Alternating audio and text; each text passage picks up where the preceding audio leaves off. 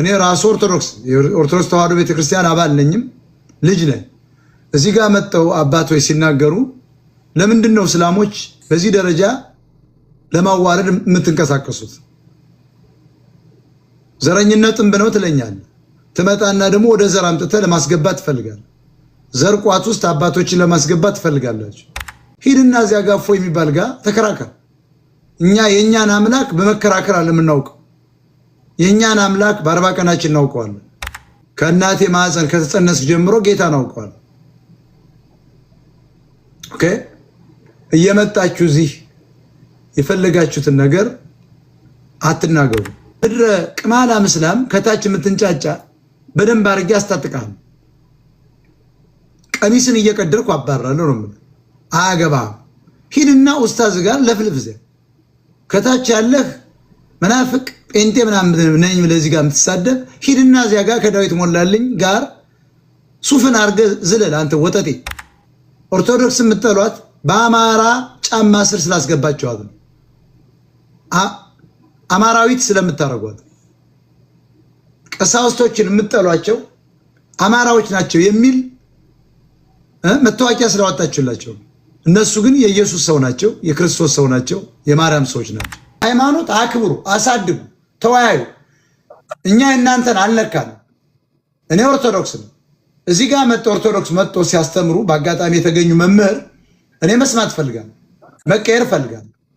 ስለዚህ ምንድናችሁ እናንተ ከታች የምትሳደቡ እስላሞች ሂዱና እስላም ቤት ተሰዳዱ።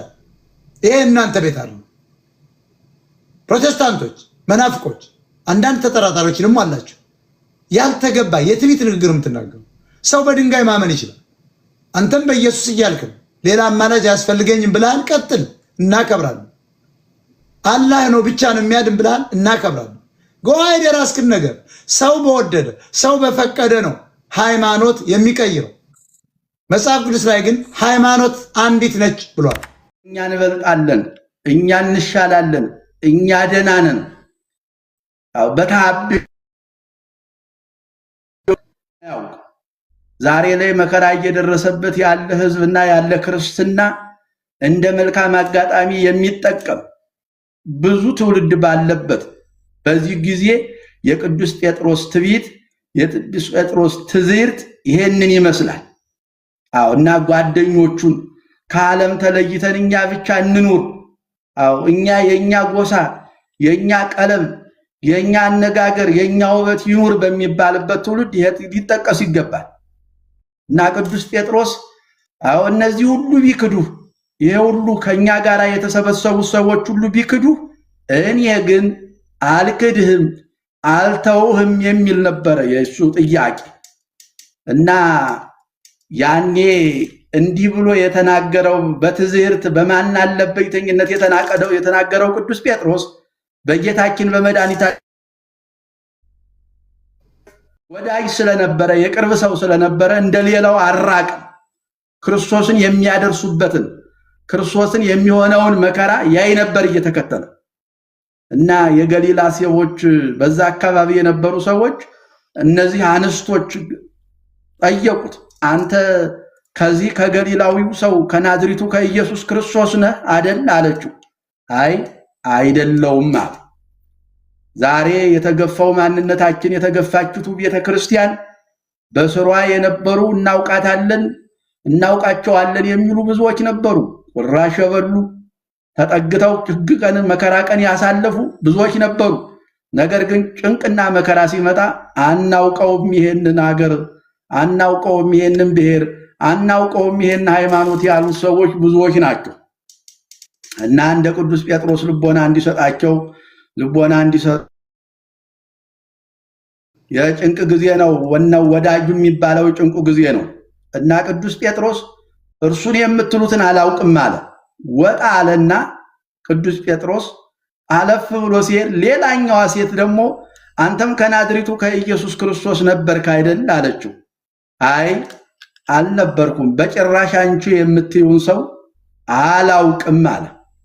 ተመልከቱ፣ በሁሉም ነገር በስርዓት በዶግማ በቀኖና በትውፊት በስርዓተ ትምህርት በሌሎችም አገር በመጠበቅም በሌላም ደረጃ አለ የሚባል አገር አለ የሚባል መንፈሳዊ ተቋም ሲወድም ሲቃጠል የቤቱ ሰዎች ሳይቀር አናውቀውም ያሉበት ጆሮአቸው ምን እንደሆነ ምክንያቱም ባናውቅም እግዚአብሔር ልቦና እንዲሰጣቸው መንፈሳዊ ጥሪያችን ነው። እኛ የምንለው ይሄንን ነው። ሌላ ልንል አንችልም።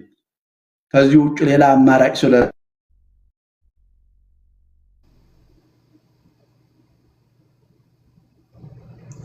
እኔ ራሱ ኦርቶዶክስ ተዋሕዶ ቤተክርስቲያን አባል ነኝም ልጅ ነኝ።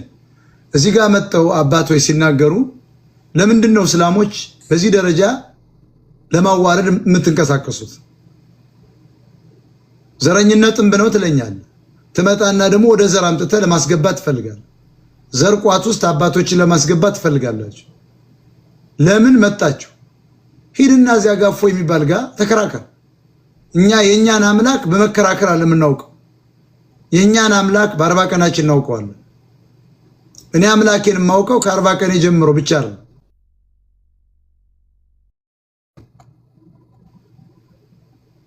ከእናቴ ማህፀን ከተጸነስኩ ጀምሮ ጌታን አውቀዋለሁ።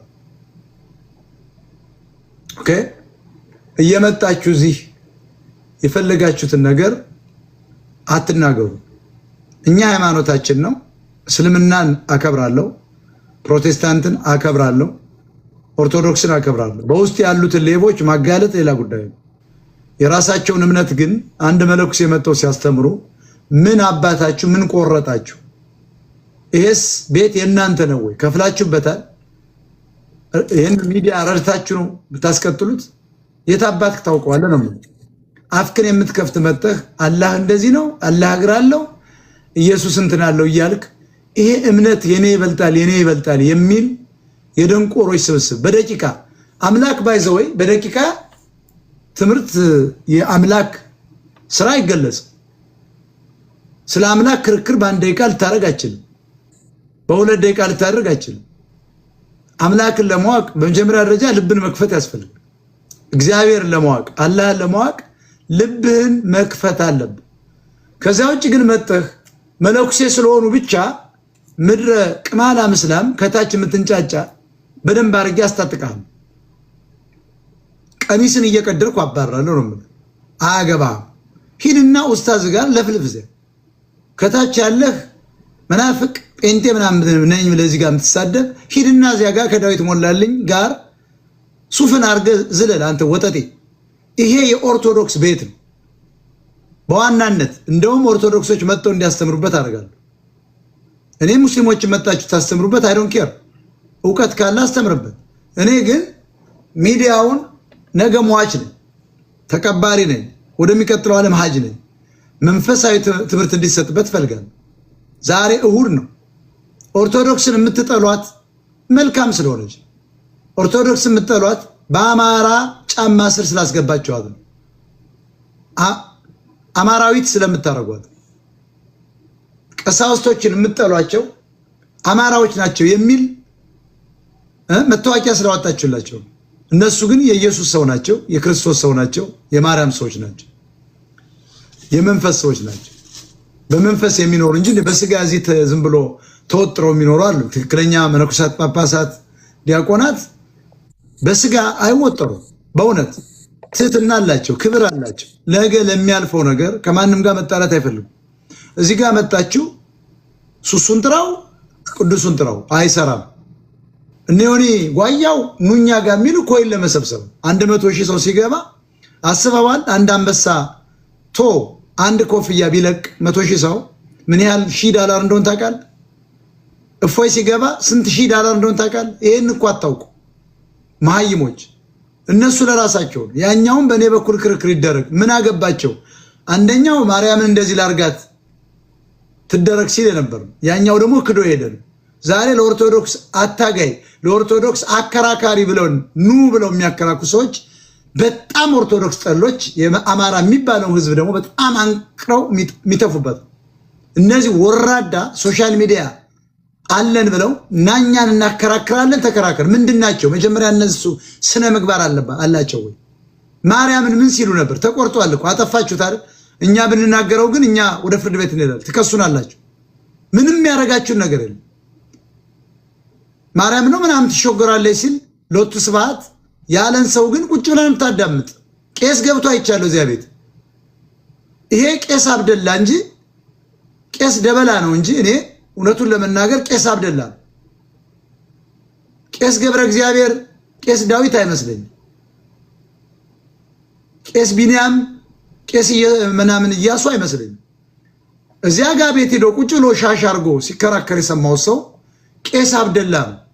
ምክንያቱም ያም ውሸቱን ነው፣ ሌባ ነው። ማርያምን እንዲህ ትደረግ ያለ ሰው ጋር ገብተህ ኦርቶዶክስ ወክል የምታወራ ከሆነ አንተ መጀመሪያ ዩ ፌል ወድቃ።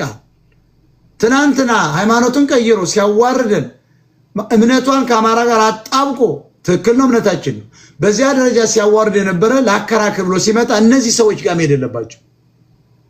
ቢያንስ እንኳ ክርክር ለምን ያስፈልጋል ብላችሁ አስቡበት። ጌም ላይ እኮ ራሱ ትሪክ ነው እኮ የሚሰሯቸው ስለማታውቁ እኮ የተጣሉ ይመስላል ምናምን ያሉ ይመስላል። ውሸት ነው። they try to grabbing money ገብቷል። ቫይራል ይሆኑና እንዲሆናለች ይባልና አንድ 25-30 አንበሳ ሰብሰብ አድርገህ ዞር ትላለህ አልቅሰህ። ቀላል ብር እንዳይመስላችሁ ሰርተው የማያገኙት ነው። ተመልሰው መጥተው ደግሞ ታረቅ ነው ብለው ደግሞ ነገ ሲመጡ ያላችሁ this is really crazy። እኔ ኢትዮጵያ ለምን ደሞ አትነቁ? ለታጋይማ አሰጡም፣ ለታጋይማ ሚዲያ አትከፍቱም። አማራዎችን በተለይ የምትባሉ ኦርቶዶክስ የምትባሉ ሂዳችሁ እዚያ ተሳዳቢ ጋር ቁጭ የምትሉት ሌቦች። ቀጥሎ አባታችን እኛ ለምን የመጣን ዲያቆኑን ለመርዳት ነው። ዘማርን 12 ዓመት በደዌ የተያዘ ያልቃ ቁራኛ የሆነ በደዌ ዳኛ የተያዘን ወንድማችን ለመርዳት ነው። አልመጣም። እሳቸው ቀድሞ መጥተዋል። የዛሬ ሳምንት መጥተው አብረው 6 ሰዓት ሁሉ ቁጭ ብለው ሰብስበዋል። ዛሬ ግን የለም። ትናንት በራሱ ላይ እኔ መንገድ ላይ ነበርኩ አይቼዋለሁ ሲያወራ። ዛሬ የታለ? ዞሮኛ ወደ ፖለቲካ እንቀጥላለን። ወንድማችን ለረዳን የመጣን እሳቸው ደግሞ ሆን ብለው ሊያስተምሩ አልመጡም። ፖለቲካ ሊሰሩ አልመጡም። ያን ወንድማችን ዘማሪ ዲያቆን ኃይሉ መንግስቴ ሊረዱ መጡ። በቀጠሯቸው ሰዓት ተገኙ። ከምሽቱ 2 ሰዓት ሰውየው የለም። እሳቸው ስለ ቅዱስ ጴጥሮስ ማስተማር ቀጥሉ። አባታችን አስተምሩ፣ በረከቶት ይደርቡ። አመሰግናለሁ። ዓለም ጫጫታ ስራው ነው። ሌላ ምንም ምንለው ነገር የለም። የዓለም ስራ መንጫጫት ነው። ታኮፒ ሊንክ ሸር አትርሱ። ለልጃችን የምታውቁት ሰዎች ላኩለት፣ እንዲመጣ አድርጉ። ይሄ ቤት ትልቅ ቤት ነው። ቤቱ ስራውን ትቶ ኃላፊነቱን ትቶ ነው አሁን ለልጃችን ለዘማሪ ዲያቆን በኃይሉ ገንዘብ ማሰባሰብ ፕሮግራም በዛሬ ቀን የያዘው። በዚህ ቀን መገኘት ግዴታው ነው። እንዲገኝ አድርጉልን። ድግሜ ነው የምጣራው። ይሄ ግን ያህል ጊዜ ተሰጥቶታል። 1 ሰዓት ማለት ነው አሁን የተሰጠው። ይሄ እንዲጠቀም ነው እና የቅዱስ ጴጥሮስ በታበየው ኃላፊነት በጎደለው መልክ እነዚህ እንኳን ቢተውህ እኔ ግን ልተውህ አልችልም የሚለው ሐሳብ እንደገና በመከራና በጭንቅ ጊዜ ግን እኔ አላውቀውም እናንተ የምትሉትን በማለት 3 ጊዜ ነው የካደው። 3 ጊዜ ነው የካደው እና ከዚህ ጥያቄ በኋላ የመጨረሻው የስልጣን ሹመት በዮሐንስ ወንጌል 21 ላይ እንደሚገኘው ጌታችን መድኃኒታችን ኢየሱስ ክርስቶስ ቅዱስ ጴጥሮስን እንደሚወደው ጠይቆታል እና መልሱ እንደዛ ታቢዮ የተሞላበት አይደለም። እንደዛ ትዕቢት የተሞላበት እኔ እበልጣለሁ የሚል ስሜት አልነበረም። መልሱ የነበረው ጌታ ሆይ ጀነራል ጠቅልል አድርጎ ጌታ ሆይ እንደምወድህ አንተ ታውቃለህ የሚል ነበር የቅዱስ ጴጥሮስ መልስ። እነዚህ ሁሉ ቢተው ሲል የነበረ ሌላውም ቢተው ሲል የነበረ የመከራ ቀንም ቢመጣ ሲል የነበረ መሰል ነገሮችን ሲያደርግ የነበረው በዚህኛው ቀን ግን ኃላፊነት የጎደለው ንግግር አላደረገም። ኢትዮጵያውያን በንግግራችንም በሁኔታችንም ባለባበሳችንም ባነጋገራችንም ኃላፊነት የጎደለበት ኢትዮጵያዊነት መልክ የሌለው ንግግር ሊኖረን አይገባም። እያንዳንዱ ኢትዮጵያዊ ኃላፊነት አለበት። እያንዳንዱ ኦርቶዶክስ ኃላፊነት አለበት። የ40 ቀን የ80 ቀን ልዩነት ኃላፊነት ስላለበት ሲናገርም ሲበላም ሲጠጣም ሲራመድም ሲለብስም ኃላፊነት ተጠያቂነት ያለበት ንግግር ነው መሆን ያለበት። የተከበራችሁ ውድ ኢትዮጵያውያን በዚህ ሚዲያ ላይ የምትከታተሉ በሙሉ ኃላፊነት የጎደለው ንግግር አታድርጉ። ኃላፊነት የጎደለው አለባበስ አትልበሱ። ኃላፊነት የጎደለው አረማመድ አትራመዱ። ኢትዮጵያዊ መልክ ያለው ኦርቶዶክሳዊ መልክ ያለው ኦርቶዶክሳዊ ገጽ ያለው ነገር ሊኖራችሁ ይገባል። ሌላውን ዓለምና አሕዛብ ያደርጉታል። ዓለምና አሕዛብ የራሳቸው ነው፣ መገለጫቸው ነው። እኛ ኦርቶዶክሳውያን ግን አነጋገራችንም አለባበሳችንም አበላላችንም አጠጣጣችንም ሁሉ ነገራችን ተጠያቂነት ያለበት ጠያቂው ክርስቶስ መሆኑን አምነን የምንናገር ሰዎች ነገም የምንጠየቅ ሰዎች መሆን አለበት። ቅዱስ ጴጥሮስ ኃላፊነት የጎደለው ንግግር ነበር ሲናገር የነበረው። እነዚህ ሁሉ ቢተው፣ እነዚህ ሁሉ ቢረሱ፣ እነዚህ ሁሉ ቢሸሹ ጓደኞቹን እየጠቀሰ ጓደኞቹን እየጠቆመ ቢተው እንኳን እኔ ግን አልተውህም የሚል ጥያቄ ነበር የነበረው። መልሱ ግን ከችግሩ የተማረው ከሁኔታዎች የተማረው ቅዱስ ጴጥሮስ ግን ለሁለተኛው ጥያቄ አሁንም ታበዮ የተሞላበት ወይም ትዕቢት ትዝርት ያለበት መልስ አይደለም የሰጠው። ጌታ ሆይ ነው እንደምወድህ እንደማፈቅርህ ታውቃለህ። ማን እንደሆን እንደምንወደው እንደምናፈቅረው ኢትዮጵያዊ እንደሆን ኦርቶዶክስ እንደሆን ዓለም ብቻ ሳይሆን እርሱ ክርስቶስ እንደሚያውቅልን መናገር አለብን። ቤተሰቦች አሁን ልል የምችለው እሱን ነው እና ቅዱስ ጴጥሮስ ይህንን ቃል ሲናገር ጌታ ግልገሎችን ጠብቅ ነው ያለው። በትክክለኛው መልስ ስትመልስ ኃላፊነት ይሰጣል። ኢትዮጵያዊ ስትሆን፣ ኦርቶዶክስ ስትሆን፣ አማኝ ስትሆን፣ ባለታሪክ ስትሆን መልሱን የጠየቀ ሰው ለመልሱ ስልጣን ይሰጣል። የቅዱስ ጴጥሮስ ስልጣን ኃላፊነቱን ሙሉ ለክርስቶስ ሲሰጥ ምንድነው ያለው? ግልገሎችን ጠብቅ። ለሁለተኛ ጊዜ ጠየቀው። ዮናሌ ጴጥሮስ ሆይ ትወደኛለህ አለው። አሁን ደግሞ ወደ አንተ ታውቃለህ አለው። በል እንግዲያስ ጠቦቶችን ጠብቅ። ለሁለት ሶስተኛ ጊዜ ናዝሬቱ ሪፖርት እያደረጉ ስለሆነ የሚቋረጥ በጣም ሌባው ይበዛል። በቃ እንዲህ አይነት ነገር እንዲህ ትምህርት አይፈለግም። በእኛ ቤት ራሱ እንዲሰራጭ አይፈለግም። ሆን ተብሎ ነው ሪፖርት ያደርጋሉ፣ ይቀናሉ። ኢትዮጵያዊ በብዛት ቅናታም።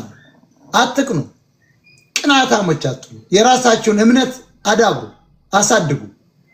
ፕሮቴስታንት ልትሆን ትችላለህ፣ ሙስሊም ልትሆን ትችላለህ። የራሳችሁን ቤት የራሳችሁን ሃይማኖት አክብሩ፣ አሳድጉ፣ ተወያዩ። እኛ እናንተን አልነካንም። እኔ ኦርቶዶክስ ነው። እዚህ ጋር ኦርቶዶክስ መጥቶ ሲያስተምሩ በአጋጣሚ የተገኙ መምህር እኔ መስማት ፈልጋለሁ፣ መቀየር ፈልጋለሁ። ስለዚህ ምንድናችሁ እናንተ ከታች የምትሳደቡ እስላሞች ሂዱና እስላም ቤት ተሰዳዱ። ይሄ እናንተ ቤት አለ። ፕሮቴስታንቶች፣ መናፍቆች፣ አንዳንድ ተጠራጣሪዎች ደግሞ አላችሁ። ያልተገባ የትዕቢት ንግግር የምትናገሩ ሰው በድንጋይ ማመን ይችላል። አንተም በኢየሱስ እያልክ ሌላ አማላጅ አያስፈልገኝም ብለሃል። ቀጥል፣ እናከብራለን። አላህ ነው ብቻ ነው የሚያድን ብለሃል፣ እናከብራለን። ጎአይደ የራስክን ነገር ሰው በወደደ ሰው በፈቀደ ነው ሃይማኖት የሚቀይረው። መጽሐፍ ቅዱስ ላይ ግን ሃይማኖት አንዲት ነች ብሏል። ሃይማኖት አንዲት ነች። ሚሊዮን ሃይማኖት ከየት መጣታል? እኔ ኦርቶዶክስ ክርስቲያኑ መቀጠል እፈልጋለሁ። የትም አባታችሁ አለላችሁ እና እዚህ መጣችሁ እባካችሁ ስርዓት አሉ። ቀጥሉ አባታችሁ እና ለሶስተኛ ጊዜ የናዝሬቱ ኢየሱስ ክርስቶስ የድንግል ማርያም ልጅ ቅዱስ ጴጥሮስን ጠየቀው። ትወደኛለህ አለው። ለሶስተኛ ጊዜ ስለጠየቀው ጴጥሮስ ተከዘ፣ አዘነ። ከዚህ ቅድም እንዳልኳችሁ እናንተ የምትሉትን አንቺ የምትዩን አላውቅም እያለ እና ንስሐን የሚቀበል በደልን የሚያስተሰርይ ሊቀ ካህናቱ ኢየሱስ ክርስቶስ የቅዱስ ጴጥሮስን መመለሱን እንጂ ቅዱስ ጴጥሮስ ባሰበበት አንግል የሚያስብ አምላክ አይደለም። ጌታችን መድኃኒታችን ኢየሱስ ክርስቶስ የሰውን ልጅ በደል በንስሐ ካስተሰረየ ከተቀበለ በኋላ ድጋሜ በደልን የሚመዘግብ አምላክ አይደለም። ወይ ዝንብ አይደለም፣ ወይ ደግሞ የዘመኑ ሰው አይደለም።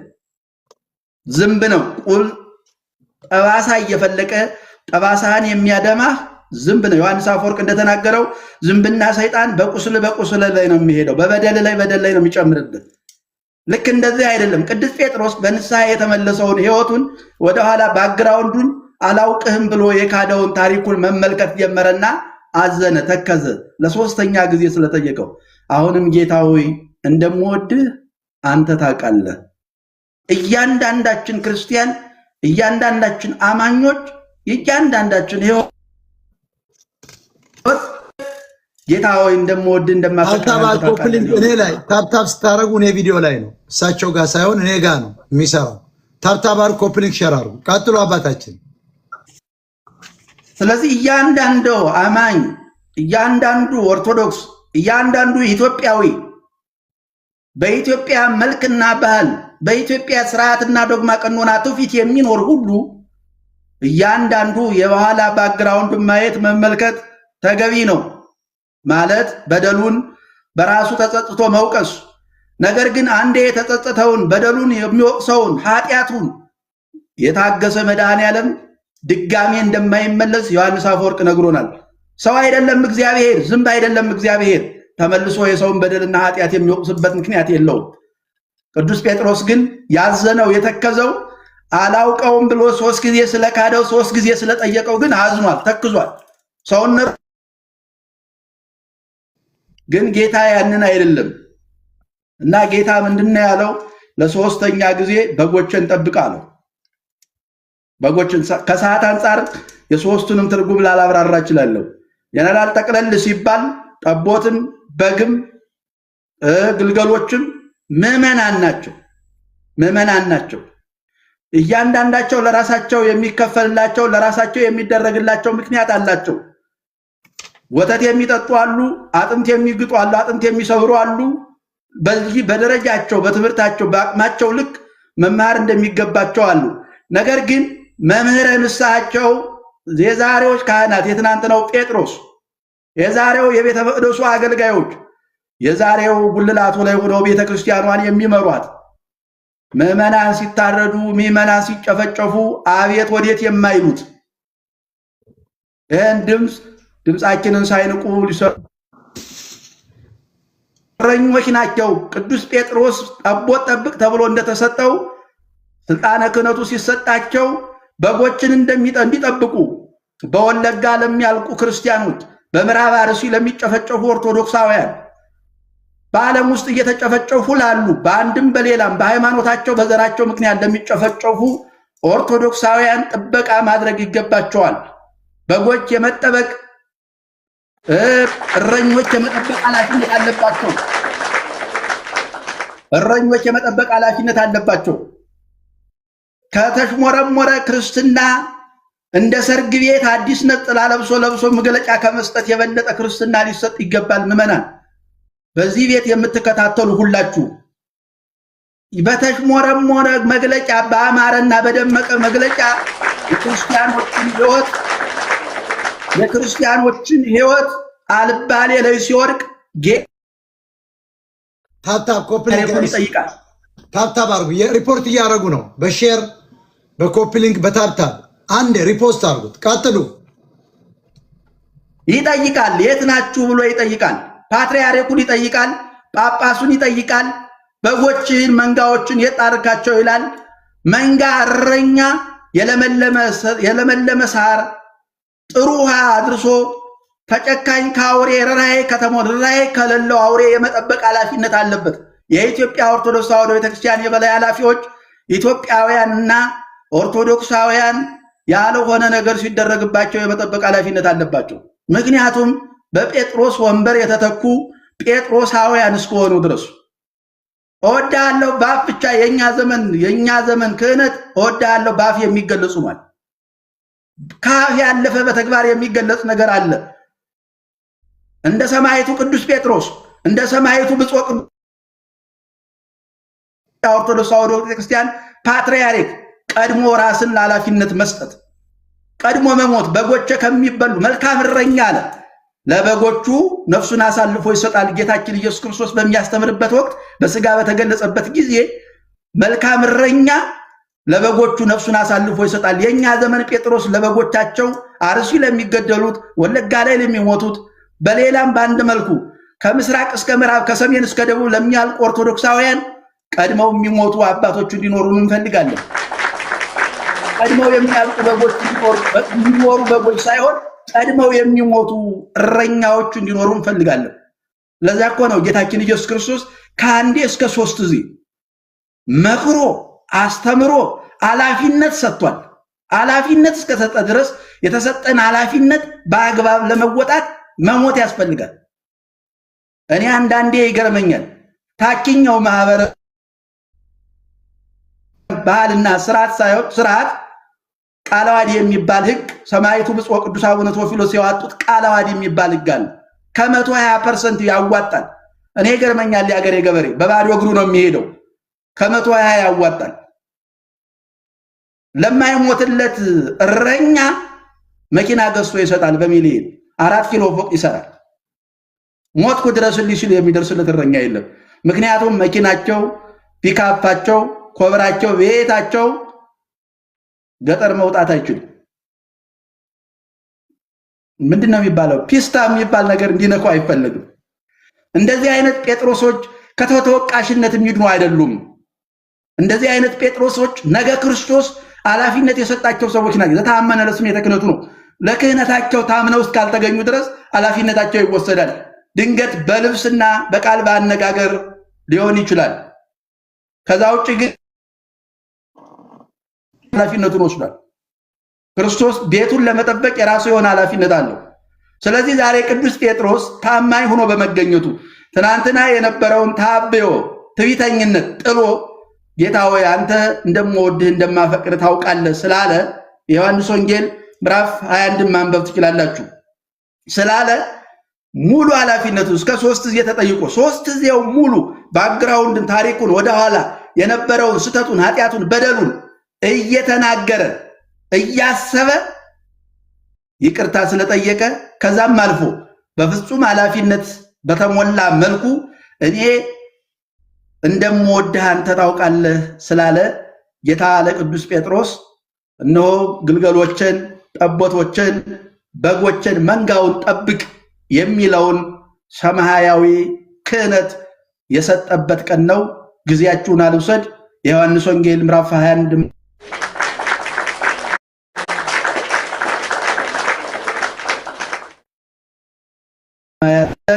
የሰንበት ድካም እያለብን አንተም ብለን ስለመጣን የሚመች ከሆነ መንጣት እንድትችል በዚያው ጥሪ ማስተላለፍ ፈልጋለሁ። አመሰግናለሁ። መምህር ጤና ይስጥልኝ፣ ብራኪዎች ድረሰኝ። አመሰግናለሁ። ልጅ ሞጣ ክብር ይስጥልኝ። አባታችን እኔም በጣም ደስ ብሎኛል ስላየሁት። ደግሞ መጣው ያን ወንድማችንን ጊዜዎትን ወስደው ህዝቡ ምዕመኑ ምኑ ሃይማኖተኛውም ሌላውም እንዲረዳው ለመርዳት ነበር የመጡ። እንግዲህ የለም። መምህር ሰላም ተውቦ ጸጋ